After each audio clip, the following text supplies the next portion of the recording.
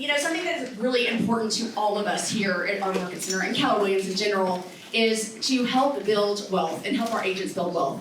And we are so blessed because we've got Emily Cortright on our Associate Leadership Council. And I just want to tell you guys a little bit about Emily because she has been so outstanding about doing these events and for our investor club. So Emily left her rat race corporate job when she was 29 years old to take a leap of faith into real estate investing. She started with single family investing, completing 25 flips, self-managing 11 rentals. She transitioned to multifamily in 2017 for its scalability and wealth building potential. In 2022, Emily diversified her real estate ventures, again with mortgage notes and private lending for the ability to cash flow. Emily and her husband Adam work together in their investing business, and they currently oversee a portfolio of apartment complexes and mortgage notes totaling over $220 million in value. Very nice. Emily has a passion for teaching, investing, and personal finance classes at KW offices throughout the nation, and she has been with Keller Williams Southlake for over 11 years. So please help me welcome Emily Cortright. Thank you, everyone. This is our first monthly investor club. We are going to hold these monthly, and we are going to build up on the content. So we're going to start a little broad, then we're going to get a little bit more in depth into different topics, and we're going to get a little more advanced as we go through the year. So we invite you to continue coming. Every month is going to be a little bit different, but this month we are really excited to kick it off with some amazing panelists who have built themselves legacy within their families, within their investing. And so we want to hear how they all did that because everybody's story is a little bit different and everybody may invest a little bit differently. And so we are going to hear today from some amazing people from multiple KW offices throughout the Metroplex. And so first we're going to go down the line and we're going to have everybody introduce themselves for about a minute and just give a quick background. Apparently I chose the wrong end to sit on. Yes, but I'm Nikki Cloud. I'm an investor and an agent, of course, with Keller Williams Fort Worth. I've always been a serial entrepreneur and always just wild and excited by the world of investing. And I'm a woman of not many words. I can make up for that. I'm lots of words. My name is Susie Fitzgerald. I'm not very happy today because I have been, my tenure has been trumped today by Mr. Brody. We just figured out he's been here like 8 months longer than me. So, but anyway, normally I've been here longer than anybody else in the room. I've been with Keller Williams, so going on 29 years, and I've been selling houses for 30 years. And in 2006, I thought I was tired of selling houses and I wanted to get into property management.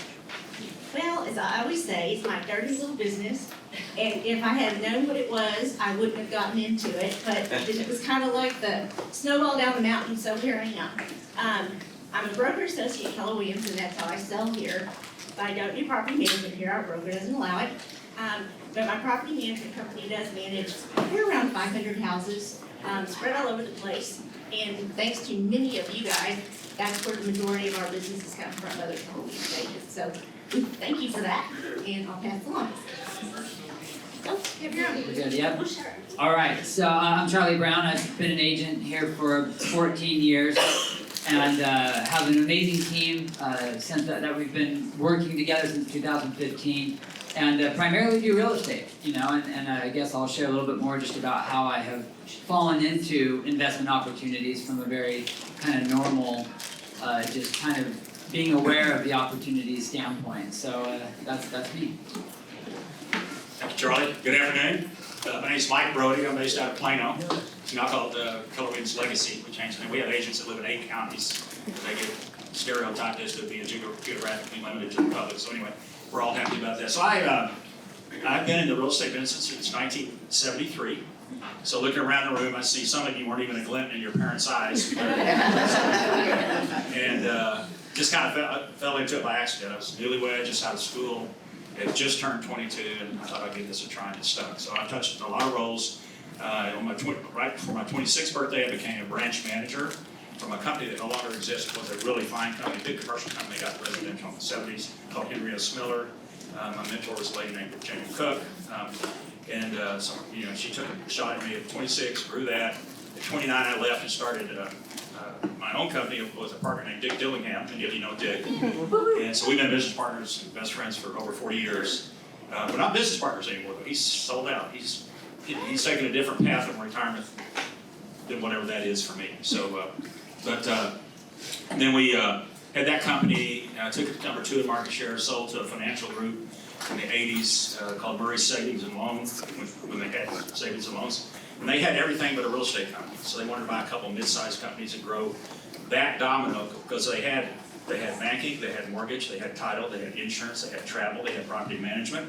They had everything but that first domino. You sell a house, all those other dominoes could fall, right? It's one-stop shopping. So that's not a new concept. They made Dick Senior VP of Mortgage. They made me the General Manager and Senior VP of the real estate brokerage company. We grew in a recession up to 13 offices. And then I got bored and I went back into sales and was at RE/MAX about 5 years. The number 3 RE/MAX in the world, number 1 in Texas. Then I got a phone call from a telemarketer, as it turned out. And he had a great script. I met him for 15 minutes, met Althea Osborne, and changed my world. So that's been April 1st will be 30 years at Keller Williams. And there's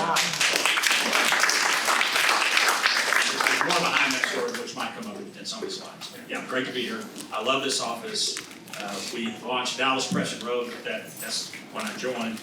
And I told Althea Osborne, I said, we got to build a flagship so others will want one of those. And then right after that, we did South Lake. And right after that, we did Plano. It's what you've done here is amazing. I'm so proud to see what you do.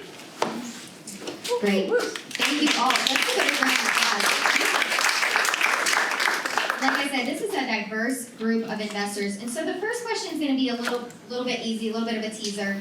And it's just going to be, if the slide goes, here we go. What key investment strategies have you used to build your passive income and your long-term wealth? So just high level, like what are your main things that you're using to build wealth and passive income? I've used flipping commercial and residential properties. I have some stock activity.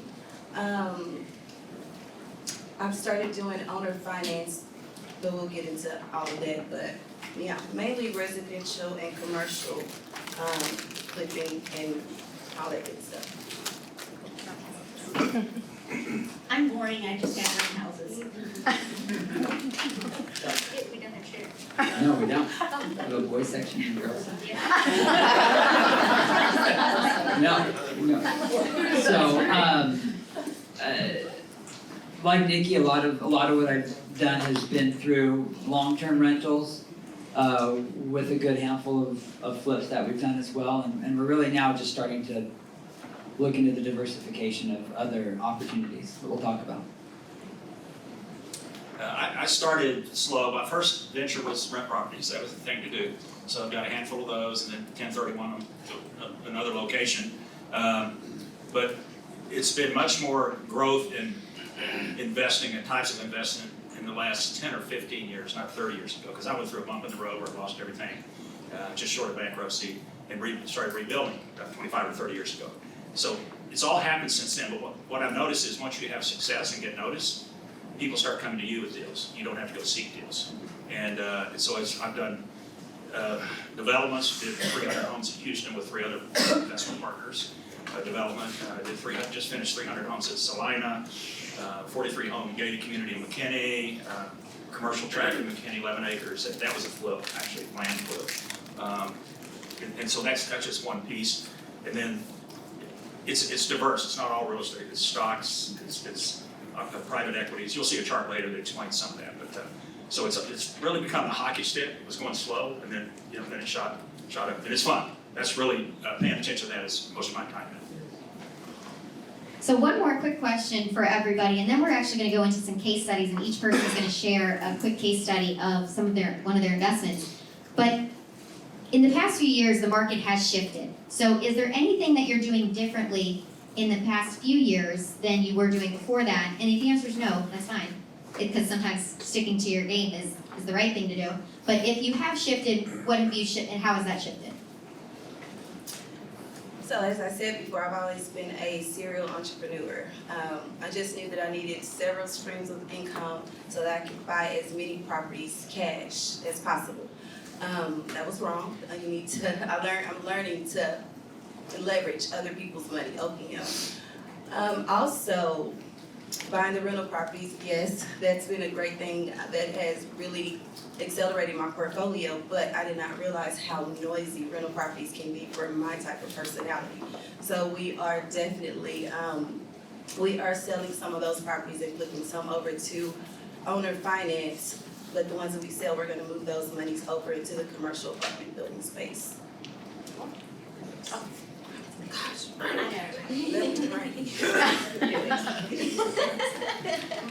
I'm very boring, and some people might say I'm a control freak. I just do rent houses because I like to be able to touch them, and I like to know exactly what's going on, and I guess I don't trust other people with my money. I lived through, or my first job out of college was in banking.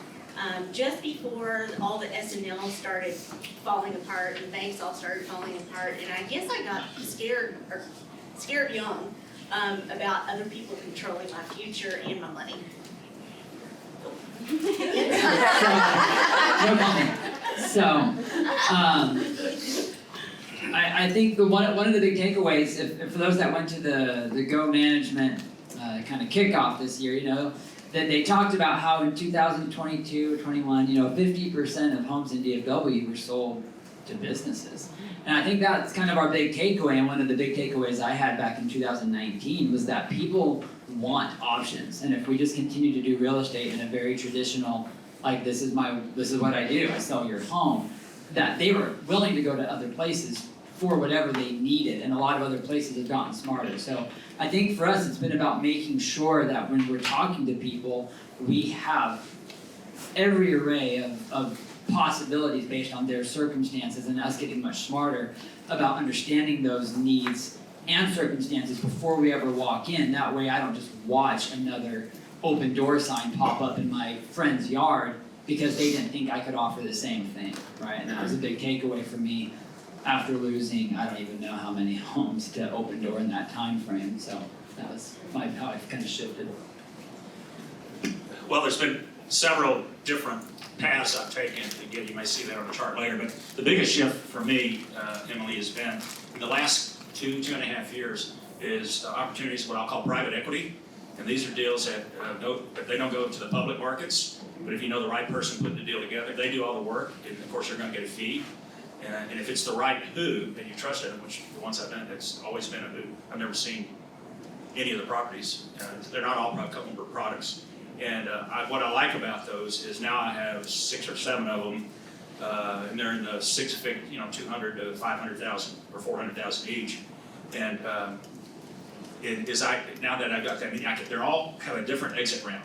So it's almost like they're laddered. That one's got a 2-year plan, one's got a 3, 4, 5. The longest one just came to me is 8 years, but it's got an internal rate of return of 36%. I can wait 8 years with that kind of return. I'll be patient. I'll explain that a little bit more later. But so the private equity, finding the right who places those deals, and you look at their track record, it's been a big shift for me. Great. So this next section, we are going to have each of our panelists give a little case study of one of their investments. We're going to start with Susie. And so, Susie, I'm going to give you the mic, and I'm going to give you this, and then you can go through whenever. Okay, I'll click it then. And each one will take probably 5 or so minutes, and kind of give an idea of their, just a tidbit they can share, or a case study from their investment. I'm going to go over a property that I actually bought, I think 3 years ago. It's a little house in Euless, and every rental that I've ever bought or that I own now, I've always bought off market, and that was something Emily said to kind of bring to your attention. And it is true when people know, or word gets out that you're looking for something, that deals will come to you. And in my world, fortunately, we have owners who decide they don't want to be in the property management business anymore, or in the rental business anymore. This one was actually a property that this owner had inherited, and she grew up in the house. And it was a little rough. And I paid $165 for it. I had tiny little closing cost of $3,174, and that is title policy mostly. And I always use, probably because I'm really lazy at heart, and all the documentation, I just built a house, and so I had to get a normal 30-year conventional loan. Oh my gosh, do you know what you have to do to get a conventional loan if you're self-employed and you have Yes. businesses and you have LLCs and you have rentals? Good luck. I mean, it is horrific. So I usually go to a bank. I have a really good relationship with First Financial Bank, and there are others that do this too, but they're awesome. They'll give me 80% loan to value, so I put 20% down. Depending on the deal, they'll even finance the upgrades and repairs. They'll put in the 80% and you put in the 20% on the repairs, so they're really flexible. Their rates are a smidgen higher than what would be a conventional investor loan, but regular investor loans are 1% higher generally than purchase money for your own home. So it's really not out of line with that, but it's really inexpensive to originate, which I love. And this little house had lots of things that it needed. I let the existing tenants stay there. They wanted to buy another house, and so I let them go month to month. I had some things going on in my life that I really didn't have the time to do a remodel. They decided, they finally bought something and moved, and actually I realized when I started my house, the bank made me go through some gyrations for my interim loan, and I realized, oh my gosh, I am negative cash flow on this. Not return, cash flow. I mean, literally, I was bringing money to the table every month, and shame on me, I know better than that. But you just kind of get busy in your day-to-day and you forget about it. So I did raise it, the rent had been $1,100, and I raised it to $1,400 and let them stay month to month. Well, now they've moved, and I have spent $25,151.97 remodeling this house. What I like to do is I like to buy the dumpiest house that I can find, that I feel comfortable buying, and then I like to renovate it and make it rent ready so that I don't have to spend money on it for 20 years, or that's my plan anyway. Just normal maintenance stuff is gonna come up, but the big stuff like roof, HVAC, foundation, maybe it even needs new cabinets, but I'll really renovate it nicely, make it rent ready, and then I hopefully don't have to spend money on it. But just wanted to be realistic with you on what things cost these days. Because when I bought it 3-4 years ago, I thought I could probably renovate it for 12 to 15, including new windows, and I don't think I was real out of line, and it cost me 25. So things have gotten definitely much more expensive. And then I had bought a vanity for it, actually before I owned it. I know that wasn't smart either, but do as I say, not as I do. The rental rate, as I said, was $1,100. I bumped it to $1,400, and now I expect to get $1,800. So with my additional $400 a month in rent, it's still going to take me 5 years of that extra rent to recoup what I spent. So just know what your costs are going to be and understand what your real costs are going to be. I think one of the important lessons is that this was an off-market deal. And we as real estate agents have a unique advantage to purchase properties before they hit the market. And that's gonna be a big theme that you're gonna see today, is that there are deals out there waiting for you to take them by the handle and run with it and build your wealth instead of just selling them necessarily and making a one-time commission. So I love that example. Oh, and don't take your commission, people. If you do buy one, oh my gosh, commercial people are the worst about this. They'll take a commission instead of having it, and pay taxes on that commission instead of crediting it to their closing costs. What are you thinking? Susie, do you wanna touch on your rental cash flow worksheet? Sure. You said I had 5 minutes, so I Okay. You've got one more minute. Okay. This is just generally my investment properties, and you can see the value I assume on my Stonewall, that's the Euless property, is now $232. And rent as a percent of the value is only 0.78. In the good old days, we got 1% all day long. Good luck. That's not going to happen. Just again to be realistic with you. And this is just plain old simple cash flow. Thankfully, we manage a lot of properties for you guys who are your clients that you've sold to. But there have been a number of times where there have been properties sold that they don't even come close to break even.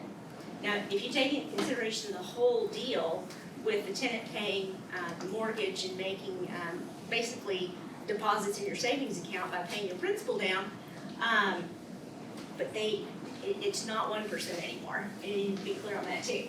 So less the mortgage payment, $840, less taxes of $327, less insurance is $80. A little factoid for you on insurance: if you own 3 or more rentals, you can get a commercial policy, and it is a significantly different rate than a retail policy. Lower. Pardon? Lower? Significantly lower.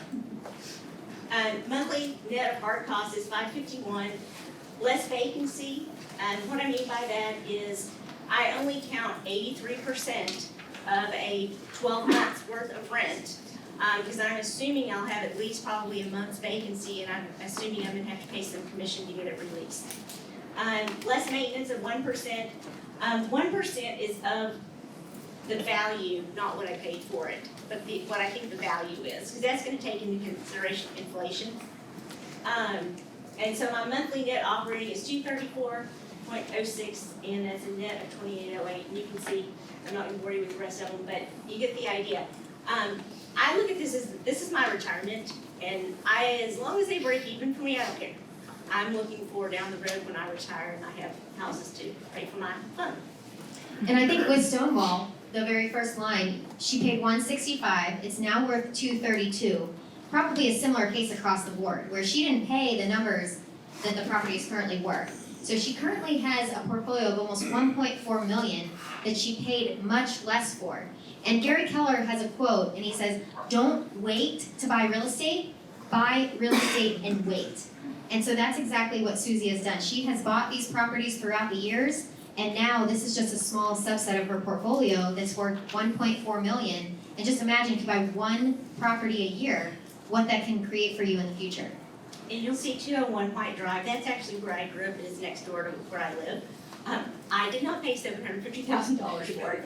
It's a tiny little house on 1.7 acres, and I'm keeping as a rental. It does not make financial sense, quite honestly, but it's sentimental to me. So I've remodeled it, and I'm going to rent that and hopefully pay for my property taxes for my whole property. So, Okay, you wanna pass the mic to Charlie? We're gonna go to Charlie next. And Charlie, you wanna do the slides? Because you've got quite a few. Yeah, let's see what I got here. And kind of like with what Emily was saying, I think it's interesting because people talk a lot about building wealth. And I think there's a couple things that come to mind when we think, oh, how do we get wealthy and how do we build this wealth? And people like to talk about stocks, and trading, and they like to talk about real estate. However, if you're in this, if you are a stockbroker and you knew that there was a great opportunity coming up, are you allowed to actually take advantage of that? No. No. You go to jail for that, right? But somehow in real estate, like, we're totally allowed to do this. Like, we all have insider trading, right? Don't tell me, right? Don't tell me, but it's a secret, guys, like, it stays in this room, right? Like, we have the ultimate insider advantage because every single time you walk into a door, like, you kind of have the first opportunity to understand what is the opportunity every time we talk to someone, right? And I think that has helped me. I wouldn't have been able to explain it that way 10 years ago, but I've been able to do a few things. I'll just kind of share some of them. And my goal with this is more on a very basic level that I hope everybody can kind of understand and grasp and say, yeah, that's possible. Like, I can do that. I think a lot of times those opportunities come to us and we don't really think, how do I play a role in this investment opportunity? And that's where I think some of our mistakes are. So, like, for example, we all know Open Door works, right? They became a top 10 brokerage like within a year of hitting DFW, right? So big takeaway was like, hey, there's clearly we all were stupid and said, no one's gonna do this. Who wants to sell their home for 70 cents on the dollar? Surely this isn't gonna work. Well, after my 10th listing that I lost to them, I was like, okay, like, problem. I've now lost $100,000 like in a year to Open Door just taking my listings because I didn't offer that same thing. So, we do mailers, we have started advertising, hey, we can do cash offer as well. Every single person in here can offer a cash offer. Even if you don't have the cash, I promise that you know people that have cash. So you have the opportunity to make more money as that option for people as you meet them. That's just one of the takeaways. This mailer right here, purchase price of $250. Now, one of the things that we have done, and I love the market that we're in right now, is because we're not in a market where, in 2022, Open Door, OfferPad, all those companies, were they paying pretty good prices for the homes? Yes. They were paying stupid prices for the homes, and they lost their pants.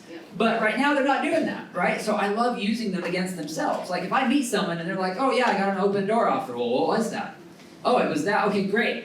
Let me look at those numbers. Yeah, I can match that. But I'm gonna be much easier to work with than an Open Door. So this one right here, he had an Open Door offer at $240. I ran the numbers and that was a really low price. But he was like an inch away from taking it and I said, hey, I'll give you $250, blah, blah, blah. This home needed very little rehab. That rehab even includes me staging the home to list it, right? And we listed it for $335, sold for $365. That was a profit of $80,000 in like. By the way, the appraisal came for $375. And by the way, this guy right here brought his client to buy it, so thank you. I've never shared these numbers with you, but yeah, that was great. I owe him lunch, right? Going once, going twice, sold! $365, highest bidder. Appraisal $375. Yeah, you took it. It was great. So he didn't buy it. His client bought it, right? His place, right? Take it. So that was a profit of $80,000, and it took less than $10,000 of rehab with very little work to do, right? So, that was through a mailer. Having that buy it now option, we walked into a home and they needed a buy it now option. These guys wanted to buy another home, but they were contingent. So they had also already agreed to take a low offer. So not only did I take a little bit less than a profit on this one, because we were able to then help them buy too, right? So by offering them the buy it now option, I removed their contingency. I said, hey, yeah, the second that you find a home, here's the cash to buy your home. So we were able to help them, and then they bought another home. This one had a net profit of $31,000 just from the flip, but we were able to then help them buy as well. So there was more into that from that. And rehab, once again, not a big number. $9,000, guys. Like, that wasn't a big, scary number. And then this one, I bring up something different. Hey, Charlie. Yes. Would you back up? Yep. Explain your commission at the bottom. Oh, purchase from the client, that's the buy side, right? So, yeah, so we made the $31,000 on the sell, but that also facilitated us on the $15,000 commission on the buy side, right? Now, if I sold a $350,000 home, is that $31,000 more than my 3% commission on a good day? 3%, yeah, right? I mean, so yeah, I still almost tripled the commission amount, even with the $31,000 flip, with very little effort. And both those previous two homes were literally like 4 minutes from where I lived and my office, so it was quite simple. This one right now, I partnered with a team member. I say that very intentionally because I want people to know this is where I think you just need to have your thinking caps on, right? And that the individual on my team who came to me and said, I have an opportunity for us, and we looked at the numbers and we did it and it looked great. And we bought the home for $185,000. Now this one had a bigger rehab of $40,000. We sold it for $295,000. That was a net profit of $54,000. But my partner, the team member, was able to make a significant percentage of profit from that, right? It wasn't a 25% referral fee. It wasn't, it wasn't like, oh, hey, here's $5,000, thank you. Or he didn't pass it off to another. He partnered with me, and he made triple what a normal commission would be had he even helped buy that home at $190,000. So did my partner spend any money on this listing? No. Zero. $0. But he walked out with a lot more money than what a normal commission would be, right? Just because we were able to partner together. So going back to how do we spend money sometimes without using sometimes I'm okay being that money. Sometimes other people are okay being that money. So that's why if you don't have the money, don't let the first thought be, let's go push this off to somewhere else. Let's go, sorry, I'm not dogging on iFinder, but I kind of am like, you could be the iFinder. Mm-hmm. That's all. So to finance these three, you use I just use my own money on these three. But now, we're really starting this year with increasing our spend to find these. So now I'm securing a line of credit in case I did have 4 that came to me at one time. That might scare me a little bit financially. Because now you have some experience, the bank's gonna know that you've been through it. Well, yeah, we have experience and we have assets and we can kind of cover it, but if it came up where I had to buy 3 or 4 of these at one time financially, I would just want to have the line of credit there. But still, it would be worth it, okay? And Anyone have any questions about any of those three? Emily, anything? I have a question. When you're doing a listing appointment and you're like, I really wanna buy this, how does that conversation go? Well, typically, the first thing we always ask whenever we get a listing appointment is tell me a little bit more about your situation, right? So people usually divulge up front, but we do need to do better at finding out like, hey, do you need this option? Is a cash offer something you've looked into? And one of the things that I think we've been taught is understanding what's more important to you, convenience or top dollar. So if someone says convenience, like, your red flags go up, like, hey, this is what I should be doing. Then are you like, well, it could be super convenient, I'll write you a check right now. Correct. Like, Kind of, yeah, that's kind of how it's been. All of them have been me being semi-intentional, but that's why I'm really focusing a lot more on being intentional. Like Emily or someone was saying, all of these opportunities kind of came out of just really doing my real estate job, right? I actually wasn't seeking them out. I just happened to be ready to talk about them when the opportunity came. And I could have done a lot more if I'd been way more intentional about it throughout time. And maybe we're gonna talk about questions, I assume, later, right? So let me just get this one thing really quick and then I'll shut up. And I just wanna say that Charlie, even if he didn't have the funds personally to back these deals, he would have found the funds. Like, when you have the deal, you go find the money. You go find the private lender, you go find the rich person in South Lake, Colleyville, or wherever they live, and you say, hey, do you wanna make 10%? Do you wanna make 12% on this deal, short-term flip? And you will be amazed at how many people will lend you money if you've got a great deal. Yeah, thank you. It's like unlimited, right? So that's why there's no shortage of that opportunity out there. And the last thing I'll say is over the course of time, it's already been mentioned, is real estate over the course of time, I wish I had this graph up there, over 30, 40 years, you would see that real estate values never really go down, right? Yeah, we got dips, but we never have like permanent dips, unless we live maybe somewhere not nice. But that's not us, and I know a lot of people in here fit this description, but I have 8 rentals, 6 of which were purchased prior to 19. Total monthly income isn't like staggering mind-blowing, right? $5,300 a month is the net profit. And that's not bad, right? That makes $60,000 a year, that's great passive income. But if I sold every one of those properties right now, I would net somewhere around 1.7. And so now my current thought process is, going back to the rentals are kind of noisy, would I rather take that money and put it in a less noisy vehicle that and I'm sure Emily would tell me this is true, but could I do something different with that money that's gonna net me a much better passive monthly income over time? And that's what I hope we talk about as a group over the months. There's so many vehicles that we're learning about in the KW Wealth sector that kind of teach you how to build that passive income in so many ways, and that's kind of where I'm kind of reevaluating these assessments, these assets right now. Great. That's it. You wanna go over, and we can talk about your last slide. Why don't you talk about it now? Okay, just being part of KW Wealth, this is kind of 2024 goals. Lead with an investment mindset. I signed up to do this big old mailer campaign plus golden letters that we're already doing. And the goal would just be to do 12 flips, right? On average, if we're making $50,000 to $60,000 a flip, which has kind of been what it has been, just kind of do the math on that. It's a lot less noise, right? If I could do 12 of those, how many real estate transactions would it take to equal that same amount of money? So it's a lot. Get taxes straight. Single biggest expense we all have during our entire lifetime is taxes. I have screwed up royally on this. There are literally probably multiple 6 figures of income that I hope to correct and possibly even get refunded back now that I'm getting the taxes corrected and amended. From being part of the KW Wealth community. Cost segregations, actually exact same conversation. Get protected, setting up your trusts, all that stuff, right? If I died right now, I don't know if I'm actually in that good of a position.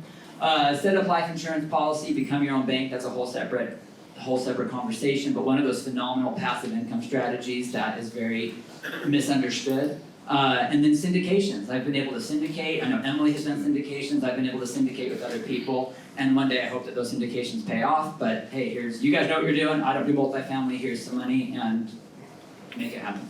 So. Awesome. Thank you so much, Charlie. So Mike is going to be next. We're going to take a second to set up here. And Mike, I'm going to bring this over to you. Charlie, do you mind scooting? We'll and actually the camera. If you put it close to you, we'll get it in the camera. Okay. So I may or may not use that. You may not use it? Okay, well. I asked for a big whiteboard, and I could use this wall if you give me a marker. I'm good. Okay, are you sure? Yeah, I think so. We'll see. I Okay. might go to it. I'm sorry. No, I'm good. All right. So I'm going to take a different approach. This is kind of I'm going to give you a flyover of what my org chart looks like now and what the investment splits are in like a pie chart. So I think, all right. So this is the new. I said 10 years ago they started rewriting MREA 2. They've never finished it because things keep changing so fast. Technology, new models, etc. This was going to be I was never this side. When I was full-time, when I had a full sales team, I never got past 4 or 5 people. So I was like level 3 or 4. I was more interested in building a balance sheet and taking money to income instead of making that looks like a big job to me. That looks like a lot of noise to me. And I told Jay Papasan, the co-author, did you see at the top where it says you? They've got a straight dark line to expansion into that whole chart. Now that should be a gray line, a dotted line, or no line at all. That CEO should be writing all that so you can take the money from what that group makes to do your other investments. He said, well, think about that. So I don't know what they're going to do, but they haven't rewritten the book yet. Now, this is me in 1994 when I made the move to Keller Williams. They had failed in North Dallas. They had failed in Arlington. They had an office in Hearst that they wanted me to close. They wanted me to build a flagship, and they wanted to get new ownership in Denton. So I did all that.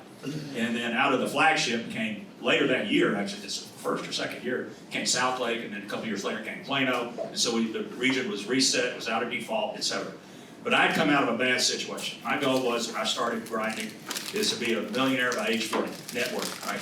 And I was on my way to about $700,000. I got in a deal I should have never been in, 11 people. I was by far the least wealthy. But how could it fail with all those other wealthy people? It was a bank/real estate deal. And then the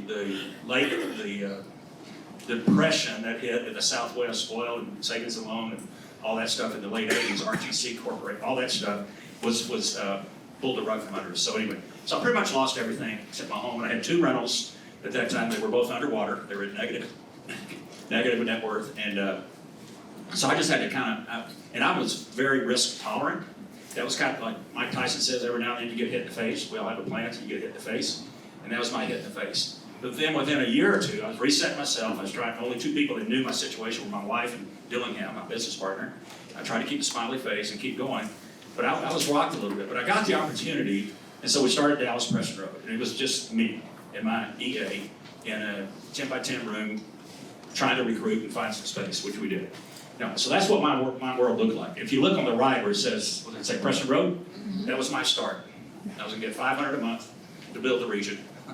Max up to $500 if they had the royalties to get it. And then we would see about where it goes from there. So, $500 a month. And then just go up. And there'll be good things for you in the future. And I believe we would do it. So we started down that path. So today, that chart looks a little bit more like this. So now on the left, you'll see, I would call that my business. I still do 3 or 4 high-end sales a year where they say, Mike, if it's not you, we'll call somebody, we'll call Susie, or we'll call Cindy O'Gorman, and don't give us to a team member. So I do a few deals a year. And I've got an assistant that mainly helps me with payables and receivables and PowerPoints and stuff like that. She works maybe she's amazing, maybe 6 hours a week. So that structure is very loose. It's all been focused on balance sheet. Now the first column you see is everything that's been built little by little over the years with Keller Williams. And every one of those is profitable in passive income, and they're also businesses, so they have a net worth value. Okay? They have a wealth piece, not just an income piece. Every one of those is profitable except Poland. I'm an investor in the country of Poland. I'm not from Poland. I've never been to Poland. I knew somebody from Poland. We thought it'd be a great deal. I've been to Poland once since, so I was invited back next month, but I had a conflict, so anyway. I'm not sure where that one's going, but the others are significantly, including profit share. I consider that a business. We were talking about it up here. So I can live off that, but also take it to invest in other opportunities. So that third column, the column to the far right, are out of real estate, for the most part, opportunities that little by little I've built over the years. So the deal, without going into those, the deal, and let me just show you how that breaks out. So that's businesses I own are 40%, approximately, these are loose numbers, Well, you can see, real estate owned is whatever, what's that, 20? It's ever said. You can see how if you put them into high slices or categories, that's where the wealth goes. Now, within that, what's not on there is, it hit me last night, I said, I forgot, I've already mentioned to you, private equities. It's just in the last 2 or 2.5 years. So, Evanston is a reverse conversion from condos to apartments, not apartments to condos. Evanston is where Northwestern University is. It's just outside of Chicago. It's in a nice area. I've never visited it, but it was a hoot. It's somebody I'd worked with and I trusted implicitly, and so I went in that with them. And those are in the thousands, like 300,000, 200,000. And don't worry about zeros. Get the concepts here. So don't let zeros spook you. Aspen is a new build of apartments, high end. Rents are $10,000 to $25,000 a month. Wow. It's targeted at 55 and over. It's in what's called Down Valley. If you know Basalt, it's 20 minutes from Aspen. Yeah. Very rich, wealthiest county in the United States, and it's already basically, they just put the slab in, it's basically pre-leased. I think it's about 195 units. Evanston's 30 units. I can't read, what's the one on the right? Laguna. What's it? Laguna. Laguna, that's Laguna, California. Not Laguna Beach, but Laguna. Across the street from Country Club, it's a town on development. It's a development, and we'll sell them out. We get a piece of the construction, even though we're the land developer. And these are typically 2 to 4 year exits with 2 to 5x projected returns. We'll get to one in just a minute. And after Laguna is Skywalker is a guy out of Fort Worth, Gary Walker. That's the name of his company. He does a lot of stuff at Waco, a lot of stuff around Magnolia. I'm in a Marriott hotel with him there. I'm just in a fund of his. Extremely high integrity, extremely successful. That's a fund. Midnight is a company out of Austin, and they take products to market faster. They have a plan where they go get new launch products that they think they're going to make and say, we're going to get you profitable and more successful faster. And they can have a deal. It's phenomenal success. I've been in it about a year. It's already getting good returns. Olipop is a soft drink. This is a rocket ship. Got all the right all the healthy parts to it. It's very tasty. My grandkids love it. That's a good test. And that's going to be a rocket ship. And the Aurora Fork is also Aspen. That's a river that runs down through Aspen. This is 15 years in acquiring. I just got the invite to be a part of it last week. It's 273 acres, raw land, and on the river. A lot of it's about 3/4 of a mile on the river. Very prime. And the plan is to buy it, rezone it, create some density for service people, first responders, nurses, because it's not affordable in that county. And so that's going to be a section of the 200 that create density and take that. Now that's the one that has 36 projected. These guys are conservative. This is a group out of Dallas. Don't even know the name right now, but long track record. He grew up in Aspen, or his kids did. He owns property out there, knows everybody. And they're projecting, that's an 8-year exit, because it's a big piece of property. And but a 36% IRR, which is ridiculous. That's good. So that's private equity. That's what I've been spending time on lately. Now, here, let me go back. Okay, on the right, do you see office buildings? I think it's the third one down, or fourth one down, 65,000 square feet. Now this is the deal. This is the deal structure I want to talk about. And understand concept. I've just been in the graduate program at the University of Texas, for some particular favorite school right now. The last few months, I've learned so much on this deal. I'm an investor in these partners, in these buildings. It's 3 buildings, 16,000, and 35,000 feet. It's where our market center is. And we've had other spaces in it. We're out of all the other space except our market center. I've got a title company, by the way, another business I launched a year ago. It's profitable already, doing great. They're a tenant. So, 1 year before COVID, we had an unsolicited offer for $14 million to sell the buildings. I said, you get 15, I'm out. I didn't want to sell. I've been the one minority vote out of the 4 of us. We're basically 25% partners each, basically. We've been in this partnership for 23 years, 22, 23 years. It's been phenomenal. And they like doing dividends. And I'm saying, I feel like we're going to an ATM machine. None of us needed the dividends. I would have rather been reducing the debt down to where it'd be 0. So there's still 3. So they're for sale now. They decided they want to go ahead and sell now. I said, this is probably the worst. The office sector is probably one of the worst markets in the commercial sector there is right now. And why would we sell? And they wanted to sell. Now, I'm the youngest in the group, maybe that's why. And so we started studying it, and they listed it for $13 million with a reputable firm.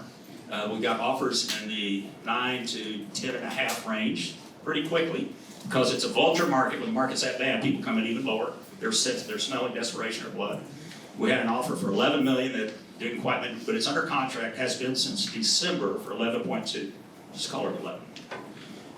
There's $3.8 million in debt. So if we hadn't taken dividends, there'd be zero, but we still have that debt. There's a call in 4 years. The debt will then be down to about 2.2 on that, and so just keep those numbers in mind as I fly high here. I'm not flying high. I'm not high. This is a flyover, okay? Maybe later. So anyway, and then we find out none of us. These are smart. One is a PhD. Dillingham's an MBA. The other guy was a number 8 State Farm agency in the United States. Very smart, successful guy. And then me. Okay, so they're smart guys, but they want to sell. But for whatever reason, we have put it in a C corp. We should have never done that. There used to be some advantages to C corps. Those laws went away in the 05 to 010 range, somewhere in there, for those advantages. So we're sitting in a C corp. There's a state franchise taxes. In addition to the capital gains, it's about a 20%. For a C corp, there's a franchise tax. So basically, you're paying 40% tax after you sell. And I'm going, why? Let's get it out of the C corp. We can put it in an S corp or an LLC. We have to wait 5 years, and then the franchise tax goes away. So you just have capital gains. And why are we rushing? Anyway, so they still want to sell. So I start looking at this, and since it's in a C corp, instead of buying the buildings, I can buy the stock of the other partners. So we know what the net's going to be, and basically, if we sell it, it's basically round numbers $1.5 million each as a takeaway. And that's before the capital gains. That takes out the franchise tax, but not the capital gains. So there it is. And but if I buy the stock, I got to come up with 4.5 to pay them their $1.5 million each. I take over the 3.8 million note. It cash flows. That's it. I've got to take the acquisition costs, right? That's the plan. But basically, I'm buying it for $9 million. Not 11 or 12 or 14. It needs probably $700,000 in improvement. It needs a new roof on all 3 buildings, but the big one, the 2-story, it's about $500,000 just to do that. The one big air conditioner, one of the 50-ton units on the big building is $125,000. The crane to do the roof, this is the stuff I'm working on. The crane is $2,000 an hour, which is there for days to do the roof and get the unit up and all that stuff. So, that adds up. It becomes real money after a while, right?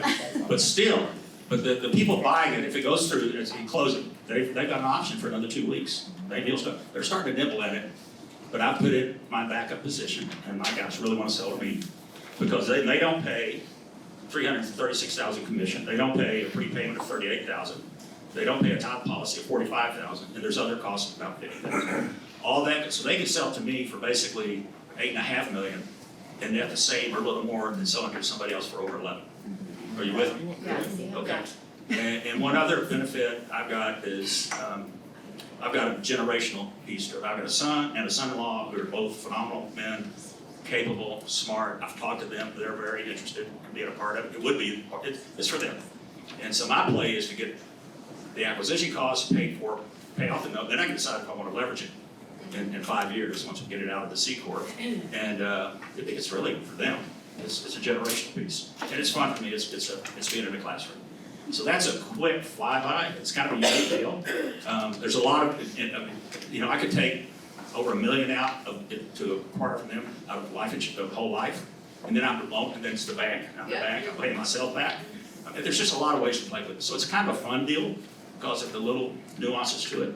This is one Brett would love to hear more detail about. So, that's a unique transaction. That's what I'm working on. Wow, thanks, Mike. It's not done. The other people, all the contract have died. But I think it's at least 50% chance it will go And well. I think this is one, if you missed it, these are passive investments for Mike, these Yes. equities. So he doesn't No do noise. any of the work on any of these investments that he talked about. So that's a really important part when you start getting into your your planning and passive investing is, there are ways to invest where you don't have to do any of the work. And I have to ask As questions long as you later. find the who, right? As There's long as you lots. find the right who. Not to, Okay. ever seen any of those. Oh, one more, real quick. One more. And I'm on my way, when I leave here, I'm gonna go to Waco. I've got, I'm a part of an Baylor Angel Network. You know what an angel fund is? It's like Shark Tank. It's a Shark Tank with people with ideas and products they come present to investors. You can choose if you want to invest or not. We'll see 4 of those in the morning. Plus, I have a granddaughter who's a freshman there, so I'll see her tonight. So cool. Thank you, Mike. Okay, Nikki, go ahead. So when I grow up, I wanna be Mike Brody. Now you're under the NDA. And you're idiots. Oh God, where do I start? So I'm not as organized, so I didn't bring you any slideshows or anything, but Charlie touched on a very key point. As investors, or as realtors, also investors, we need to put on our investor hat when we go into some of these listings, because that's the easiest way to go in and get some properties that nobody else knows about. I like to find out what do they want out of the property, what's their motivation for selling, and then if I could get them what they're asking for, I buy the property. I like really, really ugly properties. I like to get them around 55, 65. I like under 100,000. And then I like to put in about 35, 40,000, and I usually sell them for closer to 230, 250. And I do this within 30 to 60 days, and so those have always been my bread and butter. I typically do about 5 or 6 of those a year. We are increasing our goal this year. KW World has me speeding up that trajectory. My biggest and my favorite investment that I've done was a commercial property that I bought. I paid about $350 for that one. And I put in about $150 into it, and I was able to sell that one for just under $800,000. I did hold it for a little bit because I thought I wanted to. Again, I'm a serial investor, and what I did know, but I'm learning more, that I was creating a bunch of jobs for myself. I ran all types of, usually 4 and 5 businesses while my real estate and all that at the same time. And I thought I wanted to have an event center. It was always a passion of mine, but I got in, the bride drove me crazy, and buying kids at parties, I was like, okay. So I remember I'm an investor first, so I bought it low and ugly and sold it high and pretty.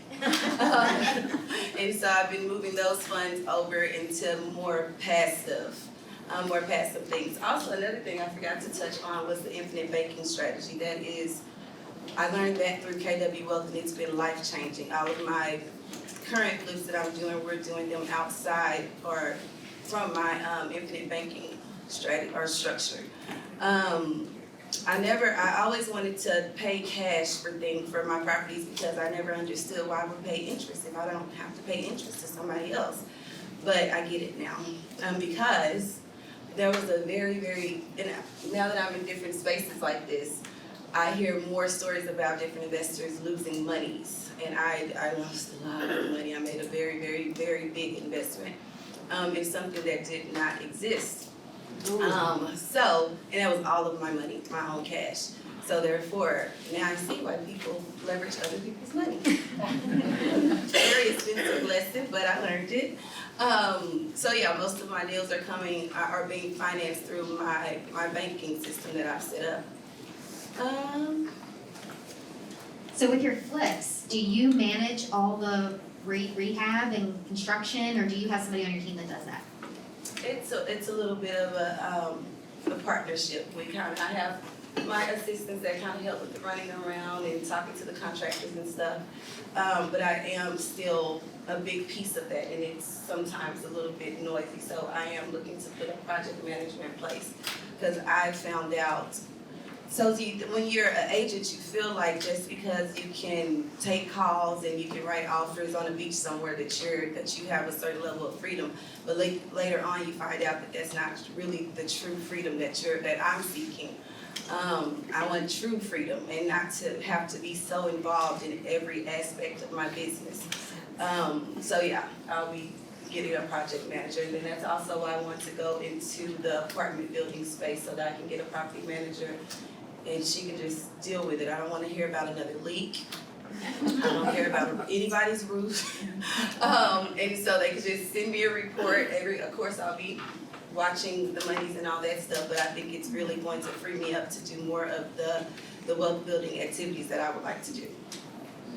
Wow, that's amazing. And so the 5, do you use the same materials on every flip, or so it's standardized? I use the standard, same old regular gray on the wall, that lighter colored gray, the same Home Depot floors, 132 or something like that at Home Depot per square foot. We don't do anything different. I don't really go into create this wonderful masterpiece because it's not the home I'm gonna live in. I just want to make it nice enough for another wonderful family to come in and, you know, be proud of. And of course, make the largest profit off of it at the fastest rate as possible. So that's usually my goal. And the commercial building, was that retail, was it mixed use, and was that, did you get that through your regular marketing? Yes, that was through, that was mixed use. We also officed out of there. I also rented it out to several churches who held services there, so my mortgage and my expenses were being covered by them. COVID did come in and they did a number on their business as well.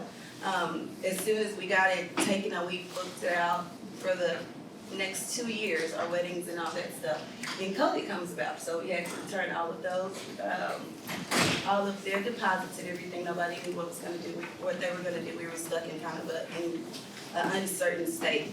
But it was a blessing in disguise though, because it showed me just how noisy this is, and I really didn't want to do that. Yeah. Well, thank you. We're gonna go through one more question for everybody else and for everyone, and it's gonna be a little bit of either one. Either what has been your biggest lesson learned, or what advice do you have for somebody looking to build their wealth? Do you wanna, if you don't wanna start, you can pass. This is easy. OPM. Don't invest your own money. Which, and I say that and I joke, but it would have killed me to lose that amount of money if it was someone else's. So I guess I'm glad it happened that way, kinda. I don't know, how do you feel about that, Mr. Brody? I feel better about the large amount of money that I did lose because it was my money versus other people. Yeah. Education, Yeah, experience. it was, yes. Just do it once. And that is the #1 rule in investing is do not lose money. And it's funny because #2 is also do not lose money. So I did that and I can tell you don't do it. Underwrite your deals like the larger entities, like banks underwrite them. There should not be any gray area. If it doesn't fit, it doesn't fit. Do not do it. I wanted to diversify because I didn't want all of my eggs in one basket. But yeah, I probably should have just stuck to what I knew, which is real estate. The other thing is invest in yourself. Definitely get in a group such as this. Do as many masterminds and everything that you can so that you can be around like-minded individuals and you can learn. Iron sharpens iron, as we know. And it does really help build your confidence. For a long time, I didn't tell anyone about that investment that I made, but once I got into this room, that room with Keller Williams, sorry. Once I got in there, started hearing all the stories and everything, it was like, oh, so I'm not just the only idiot in the world. So yeah, definitely get around some people that are like-minded. Mine's simple, just do it. Start out small and just get started. So many people talk about it and study about it and they never actually go out and do it. Just go out and do it. And hopefully you don't make any mistakes. Listening to these guys, oh my gosh, I'm in noise all day, every day. And so I need to get out of noise, for sure. But just get out there and make something happen. And encourage your clients to as well. I mean, people just don't take the plunge, but you need to just take the plunge. It's a time game, right? And so another saying I've heard Gary and others say, leadership say all the time is the best time to buy a home was yesterday, the second best time is today. And I think that if you hear anything from up here, it's that none of this happened like overnight. So that's why I think that time is your friend, but this is a time game, right? And there's no such thing as luck. Like, you put yourself in a position to get lucky, right? Like, yeah, we had a 47% increase in values between 2020 and 2023. That was lucky, right? And it was lucky that I happened to own homes in that time frame. But I wouldn't have been lucky had I not purchased the homes to start with. And so I think that's the thing, kind of like what they were saying here, just start. And if you're wondering where the money comes from, just have your eyes open for a deal, and there is plenty of people out there to help you succeed in a win-win scenario with money. All right, I'd say, first of all, start. Start, no matter how small or where you are. I had to start over in midlife, right? And so just start. And then once you start, don't get so impatient. We're not patient. You know, long-range planning for realtors is typically lunch. So I think you have to think long and understand it's just keep on it. Be purposeful. Once you start growing it, look at diversify. I don't think a lot of people are just focused on real estate. Some people want to do real estate, or they're into equity markets or whatever. Again, patience and the who. If you're going to be in business with other people, or who you do business with, is critical. You know, a couple of just quick points on that. Heard John Maxwell speak at Mega Camp 10 years ago. We had a small reception room, not even half this size. There's about 15 or 20 of us at stand-up cocktail tables. They said, we got 15 minutes for Q&A. And our CEO at the time, now again, Mark Willis, asked a question. He said, Dr. Maxwell, do you have a formula for who you get business with? And he said, I do. It's my 4 C's. First of all, character. Are they not a character, but of good character? He said, second, I look for creativity. Can they bring something that we don't have or I don't have, which also ties into third C, competence. He said, I said, those are obvious, of course. Who doesn't know that? And then the 4th C is where I wish I'd heard it many years prior, is chemistry. You've got to have good chemistry. You should have good chemistry, or you're not going to have fun. You're not going to be as successful. So you can get in business with somebody for 8 hours. It may take 8 years to get out of business with them. I've had to pay a lot of money to get out of business with a couple of people. And it could have been prevented if I just hadn't been so eager. You see deals or opportunities or businesses, and it's like, yeah, that's fun, we can do this, let's go. Slow down. You know, just think it through and go through a little more chemistry building, if you will, on those. So just start. That's good. I forgot to add that my passion was always investing. I had no clue I was going to be able to sell anything. I couldn't even sell the candy that we had to sell in elementary for fundraisers. I just did because I knew I wouldn't be able to sell it. But I got into real estate to learn about the investing side and for how to sell homes for myself and everything. And then I ended up being kind of good at it. But it kind of threw me off course for my investing side because I was so busy, chasing my clients around and finding their property, selling theirs. I wasn't able to accumulate as many properties as I wanted to. So focus, make sure you schedule time out to find your investment deals so that you don't get so caught up in just your clients and then look up and you find out that you're off track. The most profound thing that Brett said was, he said, ask yourself the question, are you chasing field mice or antelope? And that was so profound to me because in my head, the field mice, although they're so cute and so sweet and we love our commissions, the commissions kind of signify the mice, and the antelope are the investment deals. So schedule time out to go after that antelope. Thank you all. Let's give our panelists a big round of applause.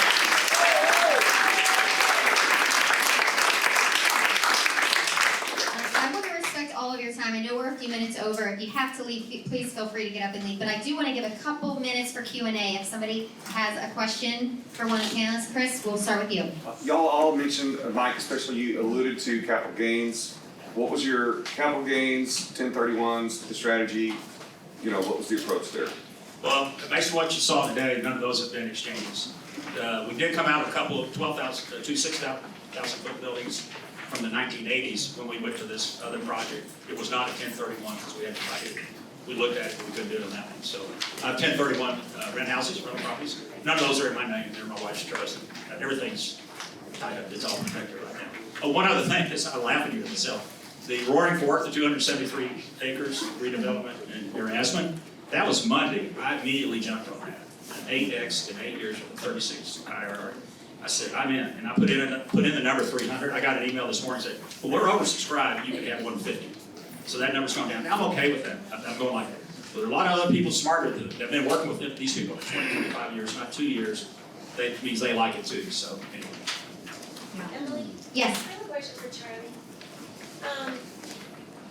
When you're going into a listing appointment and you're thinking in your mind, maybe this is an opportunity for me, how do you communicate to your seller in such a way that there's never a feeling of Conflict of interest there?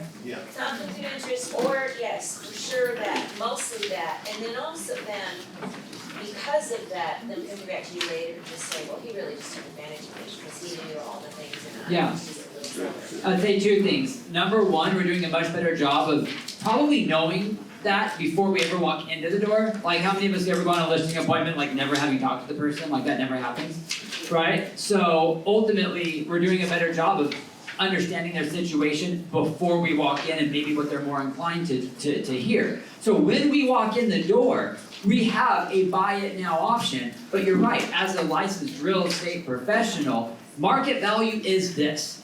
You can sell your home for this if we list it and do these things. What's more important to you, the convenience of this or the top dollar of this? I can help you either way. That's right. And something that we do, I guess, to protect ourselves is at the end of the day, we never are like, hey, yeah, we'll buy it for 70 cents on the dollar, take it or leave it. It's always a, do you understand you could make top dollar, this is what top dollar looks like, and this is what you could do to get top dollar. So there's never like a, you're taking advantage of me, right? And I think the big takeaway for me too is you gotta understand, as has been said before, most of these people are already looking at these cash offers before you ever walk in. Like, so don't fool yourself into thinking that like, they're gonna use you because they're, no, like these people have already gone to Open Door. They already know what their cash offer is from Open Door, probably 75% of the time. We're just not talking about it before we walk in the door. Is the opportunity there primarily for some kind of distress situation, either with the house or the people? Yeah, mostly the people. That's why these homes were in serious distress. One of them was, but the other, we've done more flips than this, but these were the three most recent, but two of them were more like the personal circumstances, like the homes were not falling apart. Oh, and just to add to that, I wanted to say that whenever you go into a situation like Charlie is talking about, ask them, make sure you let them know what the risks are. Ask them or tell them how much the property is worth now, how much it would cost to get it up to market value. And ask them, are they able to do that? And if they're not, this is another solution. I can do it for you. And Options. What you need from it, yeah, options. Michael? If we're planning to kind of build the same way, is it more important to have a trust already set up in place? Or can you do some of these other small things and then put it in, or is it more of a nightmare to try to get everything into the trust later? I can touch on that. A lot of times you take off running faster than you think you're gonna take off running. And so I say go ahead and have that foundation work done or laid at the forefront. So that you don't have to go back and do all that, because it's much harder, in my opinion, to do all of that as you're in the move and the groove of everything. But at the same time, I wouldn't let it stop you. Like, if you got a deal, like, and you say, oh, I'm not gonna do this deal because I don't have my trust set up, that's not the right answer. Like, Correct. you know, I didn't have a trust set up on my first, like, I bought my first fourplex through my own name because I didn't even have an LLC. So we got the loan under our own name because it was the opportunity, so. One last question. Yeah, can y'all hear me okay? Yes. Okay, just making sure. I wanna say about 2 weeks ago, maybe a bit more than that. Are y'all familiar with somebody named Phil Grove? Any chance, anybody? An investor? Okay, so he speaks a lot about how being a licensed realtor can be more of a hindrance than an advantage as an investor in real estate. So I wanted to ask what y'all personal experience is in that space and, you know, what your thoughts are on that. I think it depends on what you wanna do. And I think Midwestern, they're a huge buyer, and they flip them to real estate all the time. I think it just depends on how you want to do your business. I don't know that there's a right or wrong answer to that, actually. There are rules that apply to us with a license that don't apply to people who don't have a license. So if, I don't need to say this, if somebody has those people that invest that don't have a license. I think a lot of times people operate in the gray a little bit, in my experience. And we are held to a higher standard because we're members of the National Association of Realtors plus TREC. So gotta keep your nose pretty clean. You want to keep having a license. I would somewhat agree though. In a perfect world, I would rather most people like Brett Tanner. You know, Brett Tanner runs a very successful investment business. His investment business funds his real estate business. You know, they do 600 plus real estate deals a year only through their investment company, right? But his investment company has nothing to do with his real estate company. It's a different name, different entity, different everything. Now I'm not doing 600. I'm doing like 5, 6, you know? So in a perfect world though, yeah, I would rather have a company that is a different entity set up. That's not licensed. That's not, yeah, it's just a different company. And that way I'm walking, but see, his marketing is geared towards the investment, not towards the real estate. So that's where it gets a little bit different. If my marketing becomes strictly investment related, then I should probably have a different company that's only investment related. And then when we talk to those people to pre-qualify them, if we find out that they're more real estate, then we're gonna kick them over to the real estate business. But they're two separate businesses. In a perfect world, I think that's how it should be set up and how most larger entities do it correctly. And then Nicholas, Ollie, Yeah, I'm good. you're good? Okay, okay. I wanna say something real quick. If you start with the real estate, I started just 3 years ago, and I never afraid to buy houses, and now I own 11 house. I own 11 house, one of them is 2.5 million. And I have 4 lots of lands that is ready to build. And 16 units apartment complex. All this in just 3 years in real estate. So 100% if you did your best and you did everything you can make in real estate, you can make a lot, and you can do whatever you want in real estate. Thank you, Mina. It's a great example where real estate agents can be very, very successful investors. And I truly believe that we have an unfair advantage in this business to build our wealth and to create legacies for our family. So thank you again. Let's give another round of applause. Thank you all for being here. We are going to target to have these investor clubs on the 4th Thursday of every month. So be on the lookout for the next one. And thank you so much for your extra time today. Thank you, Emily. Thank you.